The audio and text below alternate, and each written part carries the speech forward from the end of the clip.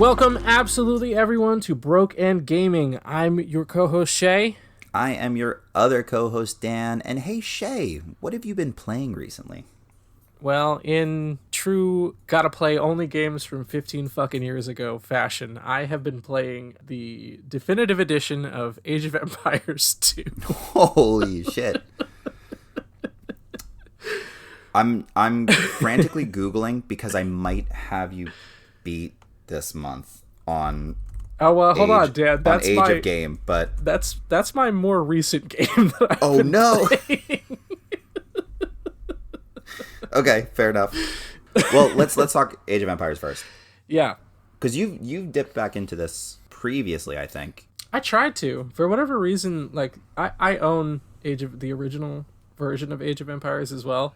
I think I own 3 different versions of it at this point, but only the definitive edition works on my computer now. So, every time I've played Age of Empires 3 very recently, because that, for whatever reason, runs very well, and Age of Mythology runs very well as well, but that game looks like hot garbage. But I found the definitive edition plus an expansion for like $6 in the Steam sale, so I was like, fuck it, we'll try it. And right on.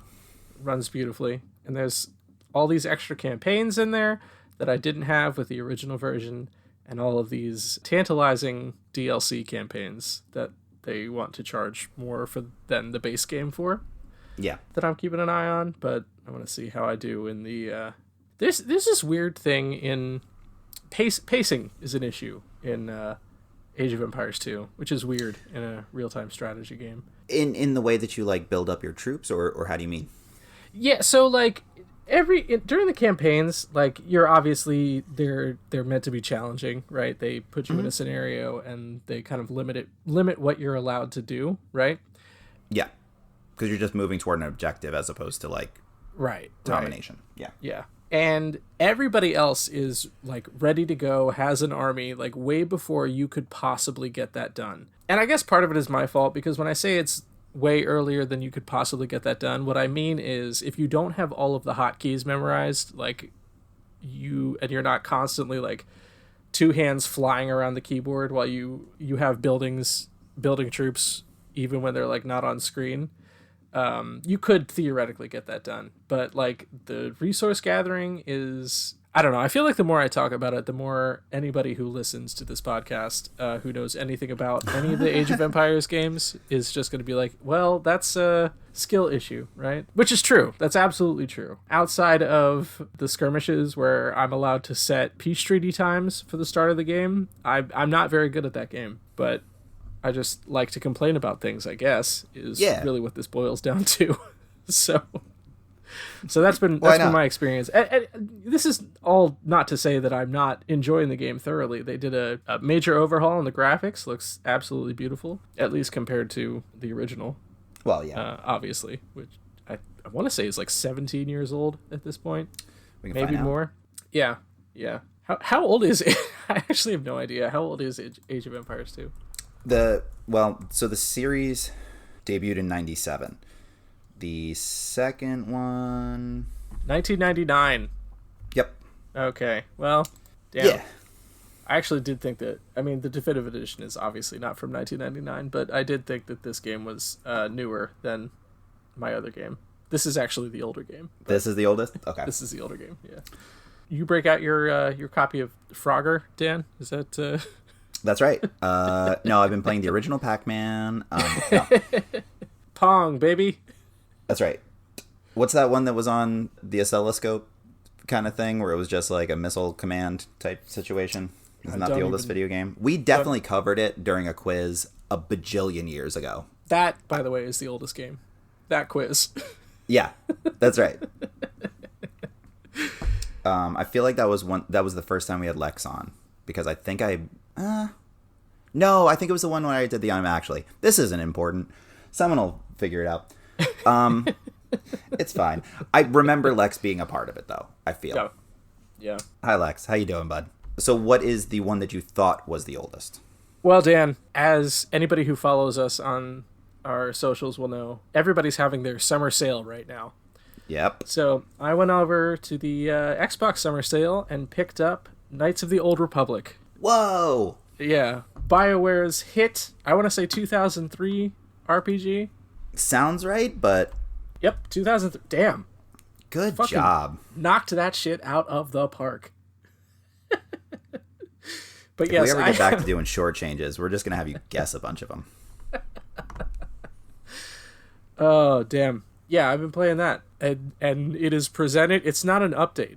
It is the original. Oh, wow. Not a remaster. Oh, did they ever do a remaster? No, they didn't. I feel like with licensing like that would be very difficult. They ported it for the Switch and the PlayStation 5 not too long ago, but they didn't update anything. Just original graphics. Yeah. Yeah, and in fact, on my TV, it doesn't play in... You remember like DVD players had full screen and widescreen? Yeah, for sure. Full screen was just like, here's like 60% of the TV screen in front of you. Yeah, and it was a widescreen CTR view. Yeah. Yeah. Yeah. Anyway, CRT. that's what it looks like on my TV. It's the original Xbox version of Knights of the Old Republic. Do you side tangent, but like, do you remember the Super Game Boy by any chance? I do not, no. Okay. To further this tangent, I had a Game Boy Color that my parents pretended got lost somewhere. Pretended. Yeah, they didn't want me to have it. My grandmother, it's a whole thing. They didn't want me to have one. My grandmother got one for me anyway. After a while of me really enjoying playing that, they just got rid of it, and then lied to me about what happened. Oh man, I love that. Yeah, but anyway, that's after that. I didn't get a console of any kind until a GameCube in, I want to say like 2006, maybe. Yeah, that would have been like a couple years into the cycle. That sounds about right. Could be. So the Super Game Boy was a Super Nintendo cartridge-shaped plug-in that you could plug a Game Boy game into to play Game Boy games on your television. Yeah. Sure, yeah. So because the ratio was different, they would always put like borders around whatever the game was, like on your screen, and that's what I'm picturing for Knights of the Old Republic instead. But like instead, it's just black. Yep. That's about the scope of it. Yeah. Good. Love it. Yeah. I would estimate also. By the way, I had got a GameCube in 2004, because we did get a Wii when it was released, and that was 2006. So yeah, I think I got mine at the same time because that was the year I graduated and I was working at a KB toy store. Nice. Yeah. I mean, it wasn't. That was a terrible job, but my manager stabbed a guy with a metal ruler that he put electrical tape around the bottom of and like would wield it like a machete. Oh my God. Yeah, that was great. When I think about it though, like it's that weird time perspective of like, he was probably 22 years old and my manager, but like everybody who's older than you when you're 19 feels like they're like adults. Yeah. No, he was just barely of drinking age, I imagine. Shout out to Mike. I mean, there's no way I would venture to guess he might not even be alive anymore. Who knows? Damn, dog. If you're stabbing people as a manager of a toy store, like what hopes do you truly have in life? But anyway, are there toy stores around still? I mean, yes, but they're like the educational toy stores, I think, predominantly. Fuck that noise. Yeah. Where Train you can get sets? Like, no thanks. Train sets, Connect kits, that kind of damn, stuff. Connect. Yeah. This is the nostalgia episode. They're all kind of becoming that, aren't they, Dan? We talked bit. The last one we talked about a lot about games that came out in 2007. So, well, I've got at least 3 newish games that I'm going to be talking about when we get to it. But before we do that, no. Sorry, go ahead. Is this the first time you're playing Knights of the Old Republic? No, dog. I own Knights of the Old Republic on like 6 consoles. That's right. It's your first Skyrim, basically. Yeah, exactly, man. Exactly. Yeah. Yeah. So, I mean, for nostalgia's sake, does it hold up? Did you buy it because you love it, or did you buy it out of a compulsory habit? No, I bought it because I love it. Right on. I bought it when it got ported to the Switch, but before that, I probably hadn't bought it since I got it on Steam, maybe in like 2010, I want to say. 2011, something like that. So I guess part of it was nostalgia, but part of it is also I just really love that game. I think that was maybe the first RPG that I ever played. Really? Yeah. Yeah, dude. Did you miss Well, my yeah, story? yeah. About No. I get that. But like Game Boy Color. I wasn't allowed to play video games until I was like late in high school, man, when I could buy them myself. I think the reason I reacted that way is because I know that you're an RPG person. So like it would have never dawned on me that Knights of the Old Republic would have been your first taste of that genre. Yeah. Like that's crazy. Yeah. Like yes, timeline wise and accessibility wise, totally tracks, but like it just never would have occurred. That's cool though. Me and my friend John would take turns playing through the story as the main character, and John was a lot more chaotic than I was. So I would often get back to me playing, and all of the people in the crew hate me now. But hell yeah! But it was good. It was good. I really enjoyed it. And then like as soon as I bought my Xbox 360 in like 2000.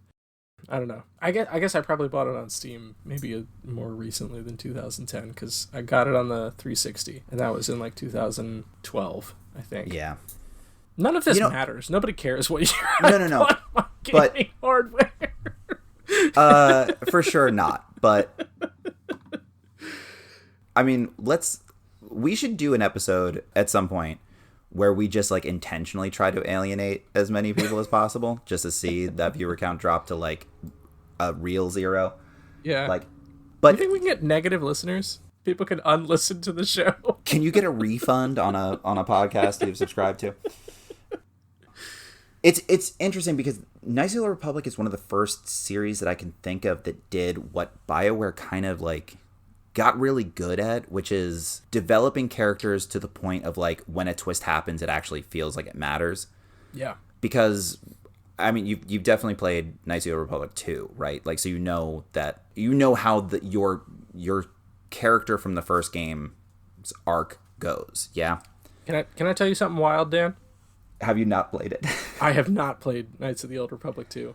Okay. And do you know why?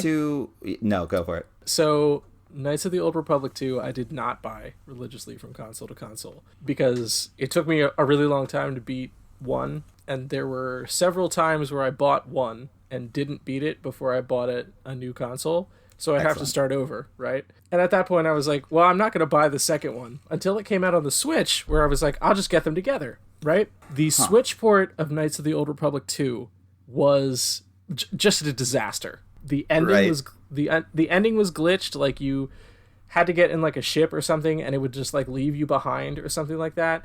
And it was buggy the whole way through. And by the time they had fixed that, I had lost interest. Like I had beaten 1 again, and I just did not move on to 2. So I have vowed to myself that after I beat 1 on this playthrough on the Xbox Series X, I will go back to play Knights of the Old Republic 2 on the Switch.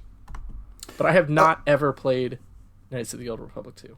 Okay, then I won't spoil anything. I do know who your character is. In what sense? I don't know how to explain this without spoiling it. I mean, the game's fucking 20 years old. I'm saying I'm not worried about that part of it. You're not, I mean, like, your guy is the bad guy. Yes. Yeah. Right. So that's kind of what I'm referencing, and like they've kind of pulled that card in Dragon Age a little bit. Like it's something that they're pretty good at doing. Even people that are like companions in Mass Effect, like the way they do their arcs and how like it doesn't always end the way you think it's going to, and so on. Like BioWare has been consistently pretty good at that type of storytelling, I feel. Yeah, I would agree with that for sure. I think that's what drew me to Knights of the Old Republic initially. First off, I love, you know me, I love party-based games. For sure. 100% of the time. Because I don't really love when games try either give you a character, like you're playing Lara Croft, for example. Sure. Or they're like, here's the faceless protagonist, and then try to like force a story around that while they're still like, you make your own choices, you know? Yeah. So I really, really enjoy games that have like a party where the companions are not just like little yes men to your character. And they're like, oh, also they have a traumatic past. Yeah. And I think that's why I like Knights of the Old Republic so much, was because like you are not really the main character. Like you are, obviously, but like You're a conduit for the story. exactly. Yeah. Yeah. Yeah. 100%. And I feel like that's how most good RPGs should be. I mean, there are definitely exceptions. Like I think Final Fantasy goes back and forth about how they treat that as a storytelling device. Mm-hmm. But like a lot of JRPGs, it's like what's happening to you doesn't necessarily matter. All the character development, all this, the real world building and story arc stuff is going to happen with the people that you interact with, not necessarily to you. Yeah. I mean, look at Sea of Stars, man. Who cares what happens to those two clowns? Everybody wants to know what's going on with Garl. Look, man. Still haven't finished that game. I'm sure it's horrific what happens with Garl. I do actually have to get back into that now that you mention it. Yeah, right? It's got to be leaving PlayStation Plus soon. It's got to be. Yeah. Been on there for too long. I should. We should make a concerted effort to maybe finish that by the next episode, but right, it ain't gonna happen. Right. So, anything else big for the month? Any other good pickups? No, I haven't. So I specifically went out of my way to get Knights of the Old Republic. I haven't really browsed the sales too closely. Yeah, but I'm going to, because the sale goes until I want to say 2 weeks from now. Roughly, by the time you hear this episode. I could just look at the date, but I'm not going to. But I think it's the middle of July, so I'm going to do that this weekend, I think. I have an extended weekend coming their up. Summer sales do run pretty long. Yeah. Yeah. All right, so... What about you, Dan? What have you been playing? Man. What's your ancient game from the vault? Should we start with that one? I can start with that one, because I Googled it, and the original version of this game was 1996, so I am the oldest today.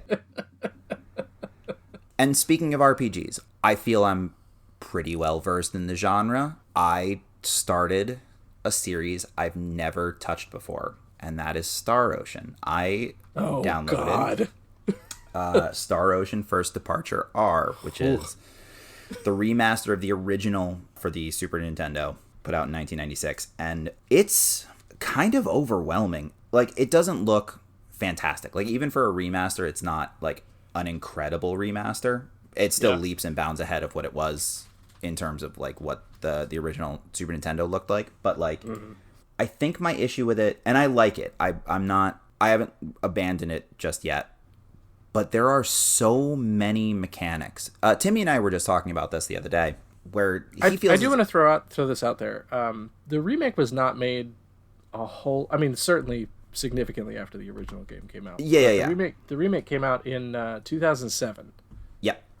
So I don't know that you would necessarily expect modern day graphics. Yeah, it's still not updates like about great, that. Right? And First Departure R, which is the most recent, was like 2019, but it wasn't like a ground up remake in the way that like Final Fantasy VII is.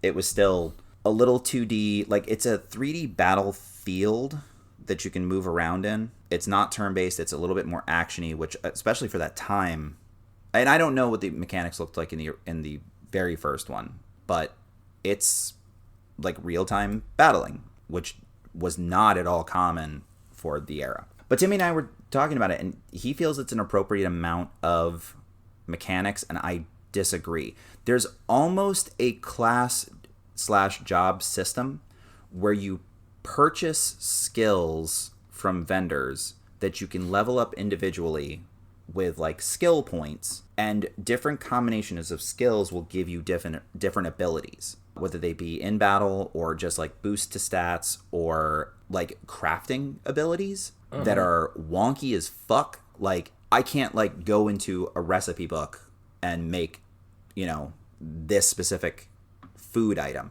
It's all luck of the draw. Like, I say I want to make a meat-based dish, and it could be well-prepared steak, or it could be like some sort of thing that like actually gives me negative attributes. Like, same goes for all the different ingredients, and the ingredients are not cheap. So just experimenting doesn't really help, and you don't get experience from failed items either, really. Like, not in a I feel tangible enough way. So there's all of that. Plus, it's one of the first games I can think of that you have missable companions, or companions that you don't have access to, depending on your choices with other companions. Oh, dog, that drives me insane. Yeah. I want to fill every party that I ever have the option to fill. Give me all of them. Yeah. That's why it's taken me so goddamn long to finish Baldur's Gate. Oh, because I'm like, I have to get through this fight that I can't do unless I kill this girl, but I need her around later so I can get her in my party later. And it's like, dog, just fucking do it. Bite the bullet, get her on your next run. And I physically cannot do that. For sure. Someone was kind enough to upload the actual, like, player's guide. Like, the old textbook style player's guide with the pictures and everything. Oh, yeah, where you had to, like, subscribe to Nintendo or whatever. They would send it to you in the mail. Yeah, that kind of a thing. Or you could just, like, there were, like, the Prima Games ones. Yeah. So someone uploaded the entire thing as a PDF, which, thank you to that person. You are a Lord's godsend. work. Yeah, for real. But it was where I discovered that, like, okay, if I take this dude with me in the party now, which is a huge benefit because the scaling is nuts. The grinding necessary to get from place to place is unreal. But if I didn't take him then, I would have access to a different person when I get to the next port city. But that person's just not there if I do choose this first option. Which, like, don't do that. Why would you do like that? Especially if you don't drop, like, some kind of... Like, you can't find that information somewhere. You know what I mean? Yeah, it's completely right. You could, especially, like, if you didn't have the guide, or this was well before the age of the internet, in all reality, there are characters that you wouldn't even know existed up until that point. Yeah. There's no incentive for you to not take a party member if you're built that way. Like, if that's the type of game that you like, and that's just, like, the way you're pre-wired of, like, no, fucking come with me. There are characters that, like, you would never know are even optional. Because it's not like you have a conversation. It's like, oh, your party's too full. Like, I'll see you down the road. They just don't appear. That's fucking nuts. Yeah. I don't care for that one bit. I mean... The worst of that was Chrono Cross.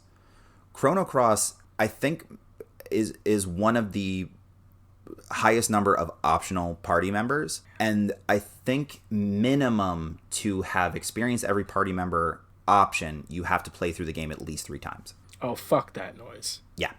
And then they never made another Chrono game, and the director was like, well, play fucking Chrono Cross. If more people played Chrono Cross, I'd be able to make another one. And it's like, this is such a huge barrier for traditional RPG players. Like, there were 2, maybe only 1 optional character in the original Chrono Trigger. And that was just based on whether or not you kill a guy. That guy will join you. That's it. Yeah. This is like, well, if you get the guy that's made of fungus, you can't get the chef guy because something. Whatever. Because he needs to cook him when he gets to camp. I don't know that that's entirely true, but... Oh, yeah, no. But... I'm just throwing bullshit. Yep. So, I'm getting my way through it. I'm several hours in, and I feel like I haven't really done anything because so much grinding is required. Oh, my God, yeah. Just a banana... Like, this is maybe the peak of you must grind in order to proceed. And I don't know that that's ideal. Oh, man, that actually just reminded me. I did play one other game we did touch on earlier, and I think I may have to change my rating of it. Uh-oh. I did pick up Nexomon again. Oh, no. Yeah. It's tragic. First off, I have no idea what I'm supposed to be doing right now, and there is no way for me to find out. Well, I'm sure there is a way, but I need to, like, stumble back into the end of the last cutscene I was in, where they're like, you have to go get this, and then I'll talk to you. You know what I mean? No, I know exactly. I think we may have mentioned that at some point during our initial episode. Yeah, I mean, that's a problem with Pokemon, too. Oh, very much so. Yeah, there's like no direction for what you're supposed to be doing. But yeah, I did pick up Nexomon, and I don't like that. And also, like, and it's the same one that we played, not like one of the 47 other versions of it. Are there 47 other versions of it? I don't know. There were sequels that we were like, sequels exist if you want to do that. There's a sequel, I think. Is there only the one? Made one. Yeah. Well, that's unfortunate. Like we will, and like I know we've been throwing out joke gimmick episodes. Nexomon Extinction. Oh hell yeah, we will. I think eventually go back and re-rate some things at some point. Yeah, that is something that Shay and I have both talked about a couple times. It's just a matter of when. Oh damn, they're making a Nexomon 3. Hell yeah. Sick. Story-rich 3D open world with a new battle system. 3D. Yeah. Interesting. All right. So that I'll report back on Star Ocean if I have anything else. And I'm like, there are a bunch of games in that series too, but oh my god, so many. Yeah. The fact that I've never played any of them before is it doesn't make any sense. Like, yeah. But I took a bite of the apple and we'll see how I feel it tastes. Yeah. So the next game that I picked up, and this was, I knew I wasn't gonna like it, but I picked up Sniper Ghost Warrior Contracts 2. Yikes, dog. It's real bad. The main gimmick for the game seems to be you can do bullet time and travel with the bullet as it goes through a head. That is like every sniper game anymore. Yeah. It's like, no. Let's really pierce a skull. And I think they're trying too hard to fill the gap left by Metal Gear Solid. Yeah. Like, they made it more realistic, but like in terms of gameplay, it's a first person Metal Gear. Like, you have tech that really shouldn't exist, which Modern Warfare kind of did also a little bit, or I pray that they don't actually exist in some cases. But like, sure. An EMP bullet from a sniper rifle doesn't really, I don't think that makes sense. I don't think we're quite there. But it's got a little Hitman in it as well, like the more recent Hitman games, where it's like, this is your contract, this is the person you're supposed to kill, we need to find a scenario in which you can kill this person, and there are a bunch of different ways you can go about it. I don't like it. Yeah. It's a hat on a hat on a hat in certain situations, and it's just clunky. It's not bad, it's just, one, not my kind of game, and it seems like they tried too hard to emulate things that people do like, and it just became too messy. Yeah. So that's all I need to say about that for right now. Yeah. I've been playing, well, I tried to play Midnight Fight Express. Have you seen anything about that? Yeah, we were gonna cover that for the show, I think. It was on the docket. Yeah. Yeah. It's not bad. I do have to get into it a little bit more. It's just I wasn't really in the mood for the type of gameplay it provided when I started it. It feels a bit like a cross between Hotline Miami and My Friend Pedro. Oh yeah. Like it's I remember playing this. I fucking hated this game. I'll be straight up with you. I hated this game so much. So you did try it.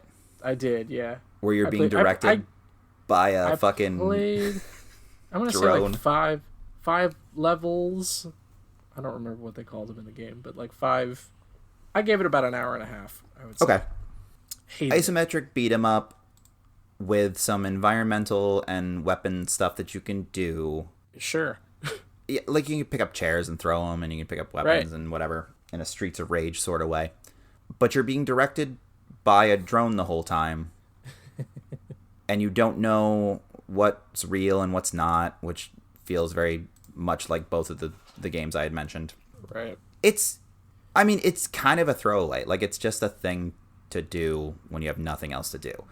It's not good, not bad. It's just is what it is. What did you not like about it? Because you've played further than I have at this point. I'll be honest with you. I don't really remember what I didn't like about it. I just remember I played it for about an hour and a half, and then I deleted it off my PlayStation. Dope. All right. Yeah. So whatever it was, I hated it so much that I was like, I'm never going to play this again. So. Did you hate it more than My Friend Pedro? I enjoyed My Friend Pedro. I thought so too. It's not a game that I've revisited, just because of time. And Yeah. I think there's more mechanics at play in Pedro.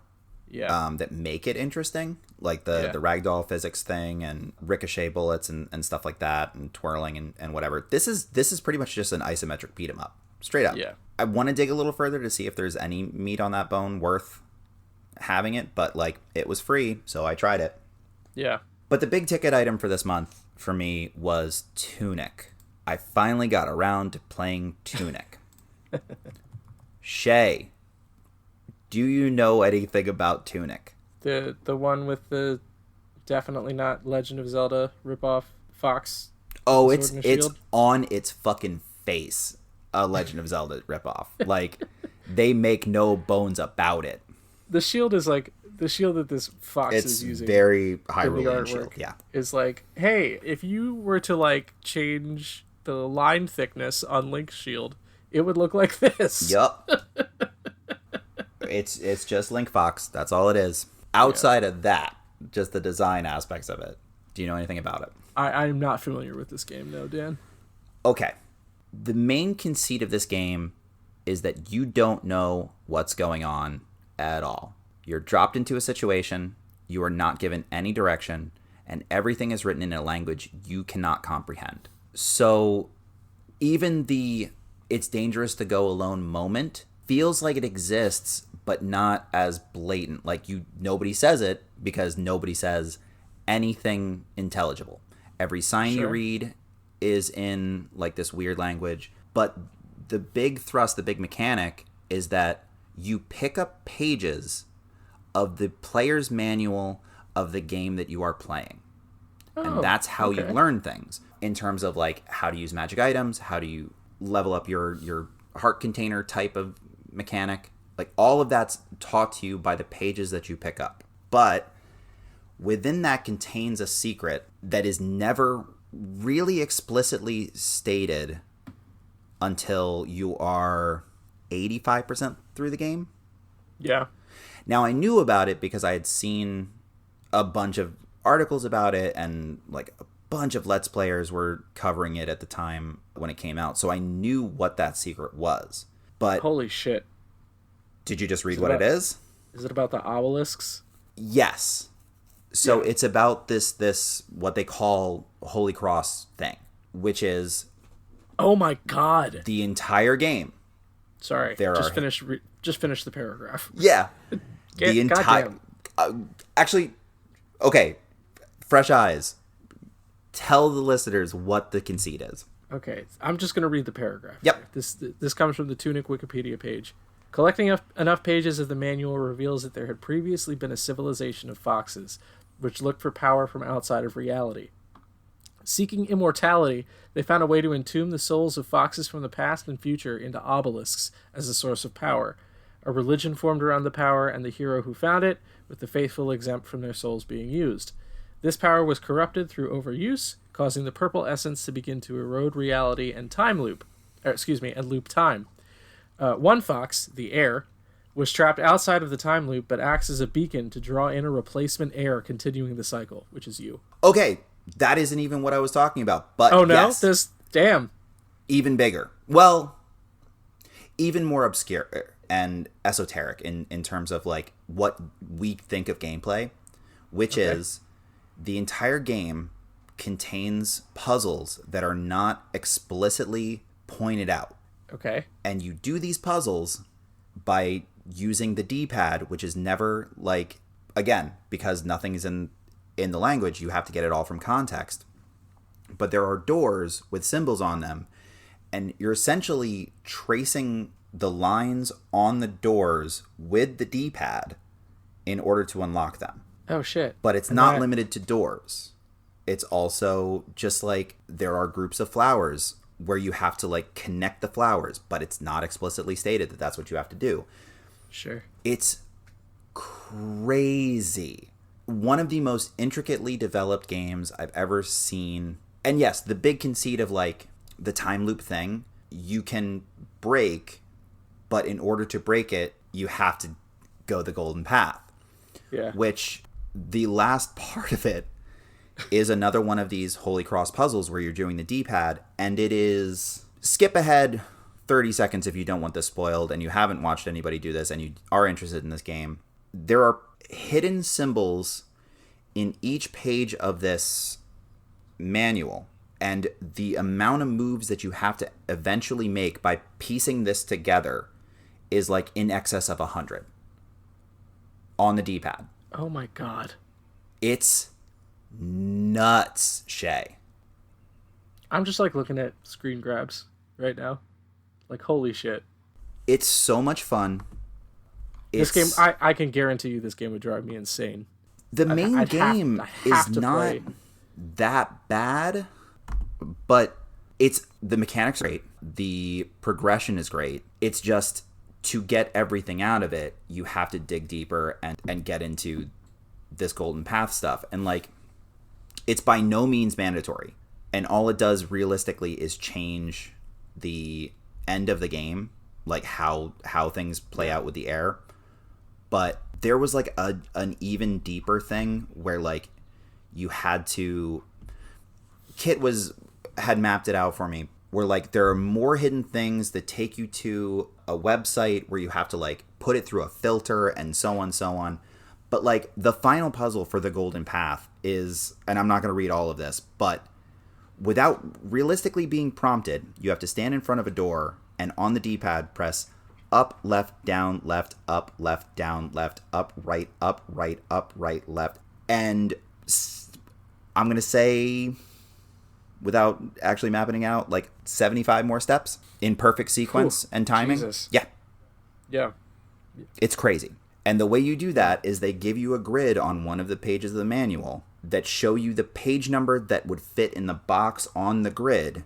And then you have to go to that page in the manual, find the symbol that's hidden somewhere on that page, plug it into the grid, which you can't do in game. You have to like map out on a piece of paper. Insane. It's such a cool idea. Yeah. I loved it. Oh god, I'm getting the urge to pick up this game. I think you might like it, Shea. And now you know the main thrust. So like I do apologize for that, and that like I don't know, like knowing you as well as I do at this point, I still don't know if this would drive you insane or it would be like a really fun eureka moment. This would be like trying to get like a secret anything in The Witness, I think. Oh, it's very much that vibe. Yeah. Yeah, that game drove me nuts. I know.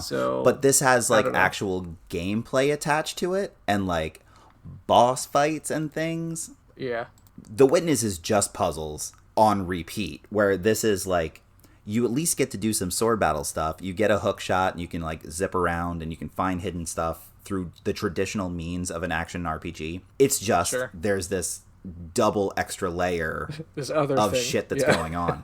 This was one of the most fun speedrun things I've seen, because it's IGN or one of those companies will do streams with the developers of the game and have them watch people speedrun their shit and like show them the holes in their logic that they may not have seen. It's so fun. Someone beat the game in like 20 minutes or something insane. Damn. Yeah.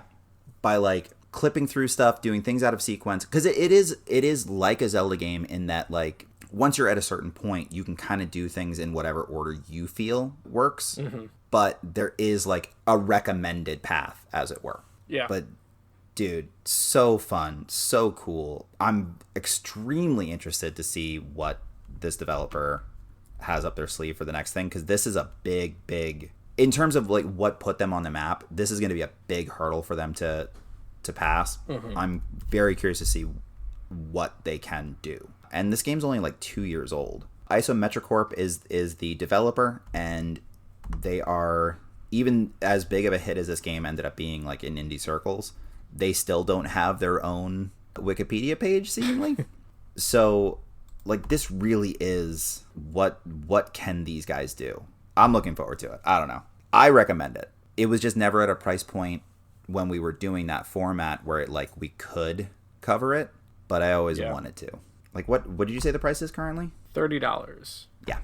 I don't see it dropping from that anytime soon, unfortunately. But it is available for Okay. like every major platform and Steam currently. Isometric Corp Games does not have their own website. They Nope. just have a website for Tunic. Yep. And they haven't done like any sort of expansion, anything. We're on to yet another collaboration for Dave the Diver, for fuck's sake, and Tunic is just Tunic. Hey, that reminds me. Did shit, what is that game called? The Toby Fox game. What is that the second one called? Deltarune. Deltarune. Yeah. I don't know why that was not coming to me. Did he finish Deltarune? Are all the parts out? No. Still no? No. They have not released anything. We did the Deltarune episode like 2 years ago. Yeah, right when it came out. No, we're still waiting on news even. Is he alive still? Yeah, he just tweeted some fucking nonsense. I think with Toby Fox it is kind of like you're going to get it when you're going to get it. Sure. And that's it. Like at this point we're at like we just passed some anniversary for or like we're coming up on an anniversary for Undertale. And I guess it's just like, look, man, we'll get to it when we get to it. The last thing he is credited for is the composition for Pokemon Scarlet and Violet, like contributing composer. Sure. And that was 2 years ago now. He's composed for 5 different games in the last 5 years, and before that was the first installment of Deltarune. So I don't know. We'll fucking see. I do know that they made a full, this is a little bit old news, but they made a full Sans costume for the Mii fighters in Smash Brothers. Okay. So you can essentially play as Sans. Like it looks dead on. It's a Mii fighter. Sure. But that's all I got. Oh no, there is one more thing. I've been playing that. I tried out that Have you seen the ads for Squad Busters for mobile? I don't know how you couldn't have, because they're very prevalent at the moment. I have not. With Will Arnett, Chris Hemsworth, Ken Jeong. You haven't seen any of those? Christina Ricci? You haven't seen any of those? I haven't. No. Wow, that's crazy. I don't have cable, and I've seen these ads a million times. It is... I just searched it in the App Store, so now I'm sure I'll see them everywhere. Oh, for sure. It's a mobile app made by Supercell, who do like one of those... I think Clash Royale is probably the one that Sure. people would know. It's just like a tight little squad-based arena battler thing that is... It's a good pick up and play. I don't have to spend any money on it whatsoever. If I have something on in the background, I can just dip in and it's fine. Like, it's one of those things where they drop you on a map. There's a random scenario at play. You go around, you build up your squad. There are 9 other players in the arena, and it's timed, and it's just whatever. Like, it's a perfectly serviceable time waster app that doesn't have to do with switching blocks around to make threes. That's all I've been playing. Nice. Those 5 things. All right, so update on the Deltarune release cycle. Yes. The 3rd chapter of Deltarune was playable from beginning to end as of September 2023, but it appears that he wanted to release chapters 3 and 4 together, and so he didn't release chapter 3? Yep. And in February of 2024, Fox announced the recruitment of a producer to the team, as well as stating that the team had set an internal deadline for the completion of Chapter 4. So we're going to get Chapters 3 and 4 of Deltarune about as soon as we get Elder Scrolls 6. Well, I think we did discuss that when we covered Deltarune. Haha, fuck you, Todd, again. Got him. So good. Man, oh man. That's... what do we do from there? Do we have any updates on our other podcasts? Since we last do. we Yeah, spoke? we can talk about that a little bit, I guess, because by the time we record next, I think we're gonna be looking at the release of the first episode. Fingers crossed. Yeah, I mean, it's much more likely now that I'm not doing editing for it. So Will, one of our players, you Will, fucking saint. one of our players, Will, has graciously agreed to do the editing for the Delvebound game that we're playing, that we talked about last time, a Basically an Elder Scrolls skin of D&D 5th edition. We finished session 1 a couple weeks ago. I thought it went well, and we're scheduled to do session 2 the next couple weeks here. So we're getting closer to dropping that sweet actual play. Yes. I'm very excited. It is a lot of fun. Excited. I mean, it's so weird because none of us have really done anything. We've all done tabletop stuff, but we've never done this form of media before.